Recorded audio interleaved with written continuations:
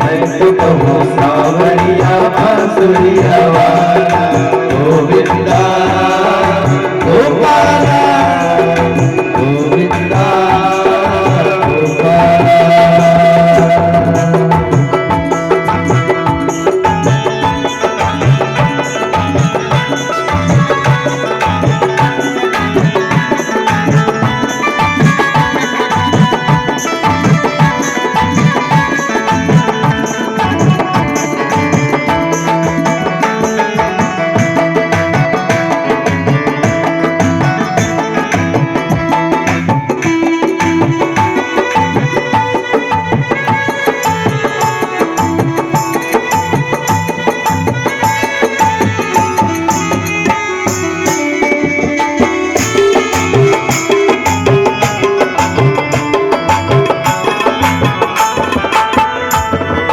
ग्वालों ने तुझको पुकारा गोपाला।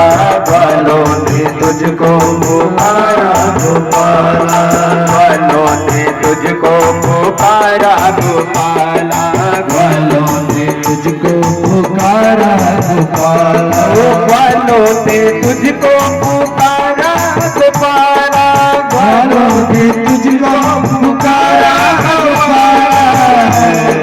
ग्वालों ने तुझको पुकारा गोपाला। ग्वालों ने तुझको पुकारा गोपाला। घनश्याम कहते हैं बलराम भैया।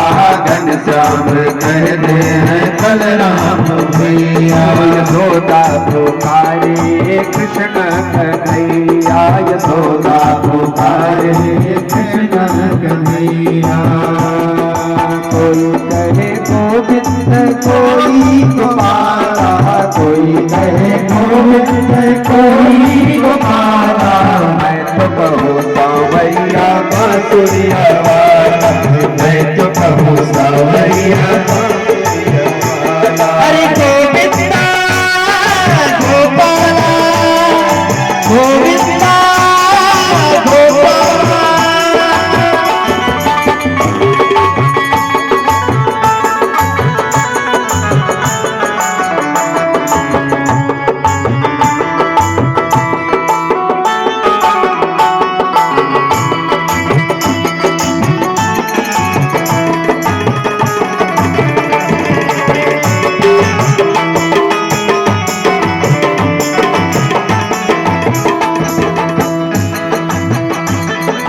भीष्म जी की बनवारी अर्जुन के मोहन। भीष्म जी की बनवारी अर्जुन के मोहन। छलिया भी कहकर बोला सुयोधन। छलिया भी कहकर के बोला सुयोधन। कंसा तो चल करके कहता है काला। कंसा तो चल करके कहता है काला। मैं तो कहूँ सावरिया बांसुरिया वाला। मैं तो कहूँ सावरिया बांसुरिया वाला। कोई कहे गोविंद कोई गोपाला। कोई कहे गोविंद कोई गोपाला। मैं तो कहूँ बांसुरिया सावरिया वाला। मैं तो कहूँ सावरिया बांसुरिया वाला। गोविंदा गोविंदा गोपाला।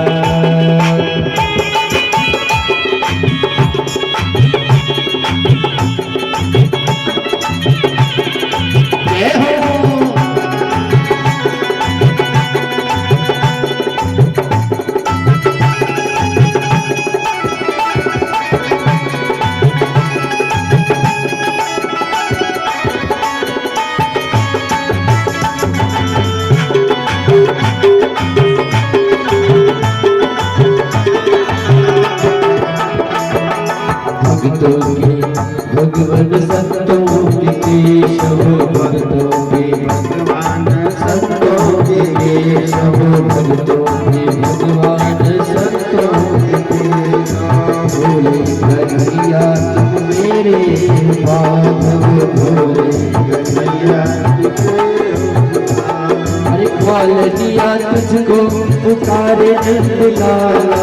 ग्वाल दिया तुझको अरे गोपाला मैं तो कहूँ सावरिया बांसुरिया वाला, मैं तो कहूँ सावरिया बांसुरिया वाला, मैं तो कहूँ सावरिया बांसुरिया वाला, मैं तो कहूँ सावरिया बांसुरिया वाला, मैं तो कहूँ सावरिया बांसुरिया वाला। कोई कहे गोविंद कोई गोपाला, कोई कहे गोविंद कोई गोपाला, कोई कहे गोविंद कोई गोपाला, कोई कहे गोविंद कोई गोपाला। मैं तो कहूँ सावरिया बांसुरिया वाला, मैं तो कहूँ सावरिया बांसुरिया वाला, मैं तो कहूँ सावरिया बांसुरिया वाला। गोविंदा गोपाला गोविंदा, और से लागे लगा चलिए गोविंदा गोपाला गोविंदा गोपाला गोविंदा गोविंदा।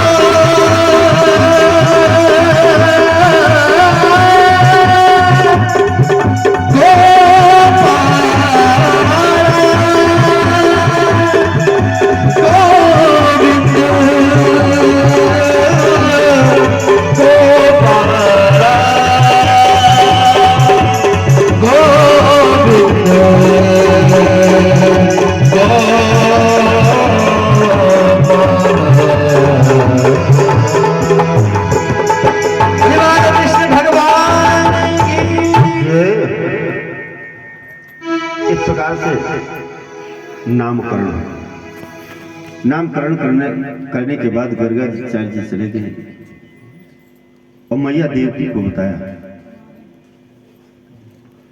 और मैया को देवकी को जो बताया बहुत प्रसन्न हुई अपने लल्ला के हाल से।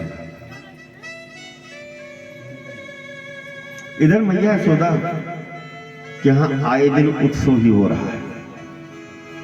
धीरे धीरे कन्हैया और बड़े हुए। एक बार मैया क्या करती हैं कि दास दासियों को छोड़ करके स्वयं दधि मंथन कर रहे हैं, जो प्रभु की पद पदावलियां हैं गा रहे हैं। एकदा गृह दासीषु यशोदानंद गेहिनी कर्मांतर नियुक्तासु निर्ममंथ स्वयं दधि, स्वयं दधि माखन कर रहे हैं। और दधि माखन करते करते कहा, लल्ला अचानक आ गए और मैया से कहा कि भूख लगी है। दधि मंथन छोड़ करके और पुनः जो है लल्ला को दूध पिलाने लगी। और जब लल्ला को दूध पिलाने लगी तो लल्ला अचानक हंस दिए। हंसने के बाद कहा कि मैया ये बताओ कि दूध प्यारा है कि पूत। मैया ने गाल पर थोड़ा सा थपकी दे करके कहा, बेटा क्या कह रहे हैं? अरे दूध नहीं, पूत प्यारा है। दूध क्या क्या? कहा मैया सोच समझ लेना तब बोलना। कहा नहीं बेटा, इसमें सोचने समझने की क्या बात है, तुम प्यारे हो हमारे, दूध नहीं। अब इतना कहने के बाद देख रही है कि अंगीठी पर दूध रखा हुआ है, उफान मार दिया। अब मैया मैया जो है कन्हैया को अतृप्त अवस्था में लेकर के छोड़ करके वहीं चली गई। कन्हैया कह रहे हैं, वाह मैया, अभी तक तो कह रही थी कि पूत प्यारा है, पूत जो है अभी भर पेट भोजन नहीं है, दूध नहीं पिया हमने, छोड़ करके चली गई दूध उतारने के लिए कि दूध 50 ग्राम से अधिक नहीं बहता। अब तो बहता क्योंकि अब गैस हो गई। और लकड़ी पर क्या है कि दूध जब बहेगा तो लकड़ी बुझ जाएगी तो शांत हो जाएगा। तत्काल कन्हैया वहां गए, आंगन में जितने माठ मटका थे सबको फोड़ दिया। और सबको जैसे फोड़ दिया मैया जो है दौड़ गई। कहा ये कन्हैया लल्ला तुमने क्या किया? ये हमारे परपजिया छछरिया सास के जमाने के कारे कारे मटका थे, फोड़ दिया। रुको मैं तुमको बता रही हूं। अब मैया जो है पीछे पीछे, कन्हैया आगे आ गया। मैया छड़ी लेकर के दौड़ रही है, चौथे पन में कहां पहुंच पाएंगी इतना तेज। उसके बाद मैया ने कहा कन्हैया रुक जाओ। कहा क्यों? कहा पूजा करेंगे। कन्हैया ने कहा पूजा करोगे तब तो बड़ी अच्छी बात है भाई, पूजा है तब तो हम रुक जाएंगे। तब तो रुक गए। अब मैया जो है पकड़ लिया। तब पकड़ लेने के बाद जैसे पकड़ा, कहा अब तुम्हारी अच्छी पूजा होगी। ले आई, बांधने लगी। घर में जितनी रस्सियां थी सबको लगा दिया। 2 अंगुल रस्सी छोटी पड़ गई, बंध नहीं रही। कन्हैया ने कहा कि मैया मैं बांध दूं? कहा हाँ। कन्हैया ने स्वयं बांध दिया, बंध गए। इस मंगलमयी कथा को सुखदेव स्वामी राजा परीक्षित को श्रवण करा रहे हैं। राजा परीक्षित ने प्रश्न किया कि कन्हैया ने रस्सी क्यों बांध दिया? कहा कि ऐसा है, कन्हैया ने रस्सी इसलिए बांध दिया कि उससे हम आपको शिक्षा लेंगे कि भक्तजन परिश्रम, भागवत कृपा। कोई कार्य करने के लिए हम बहुत प्रसन्न हो रहे हैं, लेकिन जब तक भागवत कृपा नहीं होती तब तक वो सफल नहीं होता। हम चाह लें कि कोई कार्यक्रम बहुत सुंदर हो जाए, नहीं हो पाता। और जब भगवत कृपा हो गई तो हो गया। तो वही शिक्षा लेना है कि मैया बहुत परिश्रम किए नहीं, अब भगवत कृपा हो गई, बंध गए। वैसे हमारी आप लोगों की भी बात है। कोई भी कार्य बहुत करते हैं, लोग आते हैं महाराज जी क्या बताएं, सफल नहीं हो रही है। क्यों नहीं हो रहे हैं? भगवत कृपा नहीं हो रही है। अब भगवत कृपा होगी कैसे? खूब पूजा करो, पाठ करो, भगवान की कथा सुनो, दान करो, परोपकार करो, सेवा धर्म करो, तब भगवत कृपा होगी। भगवत कृपा ये नहीं होगी कि पूजा पाठ पर रोक लगाएं, तब नहीं होगी। बन गए, मैया कार्यों में लग गई। और कार्यों में लगने के बाद जैसे कार्यों में लगी, वैसे कन्हैया ओखली में बंधे हुए थे, खींच लिए आगे चले गए दरवाजे पर। अब दरवाजे पर जैसे पहुंचते हैं, एक पेड़ था जड़ुआ। जड़ुआ पेड़ था। अचानक जैसे स्पर्श हुआ, वैसे कन्हैया का स्पर्श होने के बाद पेड़ गिर पड़ा। इतना तेज आवाज हुई कि मैया और गांव के लोग उधर से दौड़े और उससे 2 तेजस्वी पुरुष निकले और भगवान श्री कृष्ण को प्रणाम करके स्वर्ग को चले गए। राजा परीक्षित ने प्रश्न किया, गुरु जी वो पुरुष कौन है जो आप बता रहे हैं कि तेजस्वी? कहा वो धनाध्यक्ष कुबेर के पुत्र थे, नर कुबर एवं मणिप्रिय। ये दोनों भाई चूंकि बड़े बाप के बेटे थे, आज भी बड़े बाप के बेटे जो हैं ज्यादा बिगड़े दिखाई दे रहे हैं।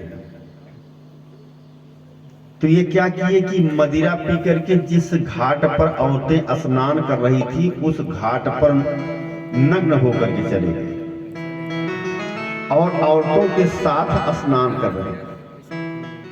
और उधर से नारद जी का आगमन हो गया, तो औरतें तो नारद जी को देख करके लज्जा से वस्त्र पहनने लगी, लेकिन ये सोचे कि भाई हम बड़े बाप के बेटे हैं कुबेर के, हमको क्या करना है, मदिरा भी पी रखी है। ये लज्जा नहीं किया, नारद जी ने तुरंत श्राप दे दिया, जाओ वृक्ष हो जाओ।